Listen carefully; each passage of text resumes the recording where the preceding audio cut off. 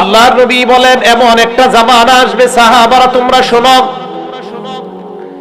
যেই জামানায় আল্লাহর নবী বলেন তা'মুরুনা বিল মারুফ ওয়া তানহাউনা আনিল মুনকার, অথবা বলছে ইতামিরু বিল মারুফ, তোমরা নেক কাজের আদেশ করতেই থাকবা, আদেশ করতেই থাকবা। দুইটা কথা শিখাবো, আমার সাথে বলবেন। ওয়া তানহাউ আনিল মুনকার, নেক কাজের আদেশ, অসৎ কাজের নিষেধ। নেক কাজের আদেশ বলেন করতেই থাকবো আমরা।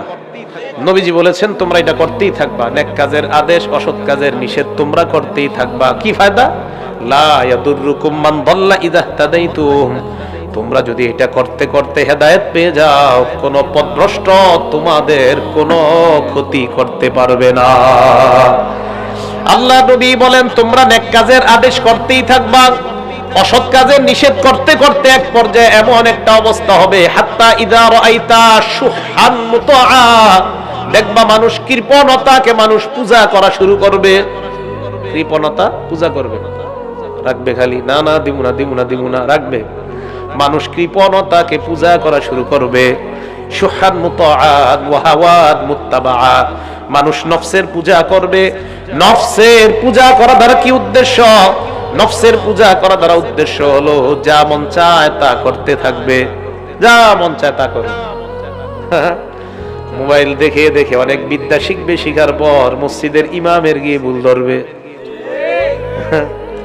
বেড়া 16 বছর পড়াশোনা করে মসজিদের ইমাম হইছে, আপনি মোবাইল সকালে একটা দেখে গিয়ে বলতেছেন হুজুর আপনার নামাজে ভুল আছে, পণ্ডিত হয়ে যাবে। হাওয়ান মুত্তাবা, সব নফসের পূজা করবে, হাওয়ান মুত্তা মন চায় তা করবে।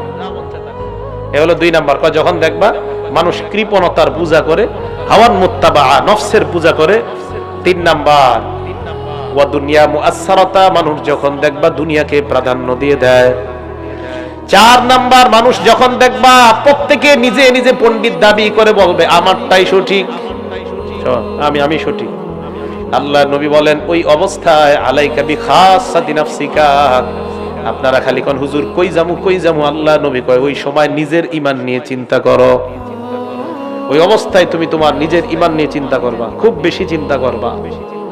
এই কথা বলার পর আল্লাহ নবী বলেন ওই জামানায় কোন মানুষ যদি দিনের উপর অটল থাকে আর ধৈর্য ধারণ করে, আল্লাহ নবী বলেন মিসলুল কবজি আলাল জামরি, তার হাতের মধ্যে আগুন রাখা যতটা কষ্ট, দিনের উপর থাকা তার চাইতে বেশি কষ্টকর হয়ে যাবে।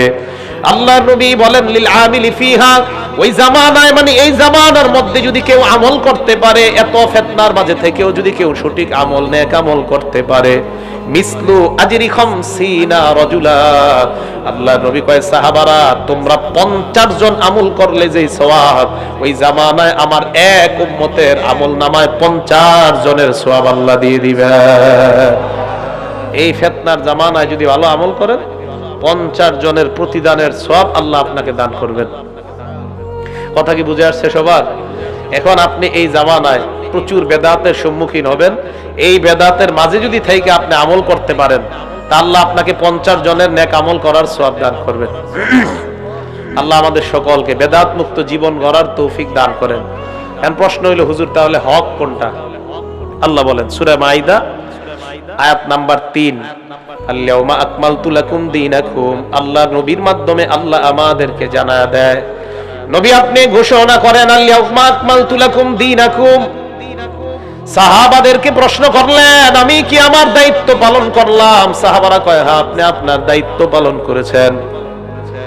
এই কথাগুলা বলার পর আল্লাহ পাক রব্বুল আলামিন আয়াত নাজিল করলেন আল-ইয়াউমা আকমালতু লাকুম দীনাকুম, আজকে আমি তোমাদেরকে তোমাদের দ্বীন পরিপূর্ণ করে দিলাম।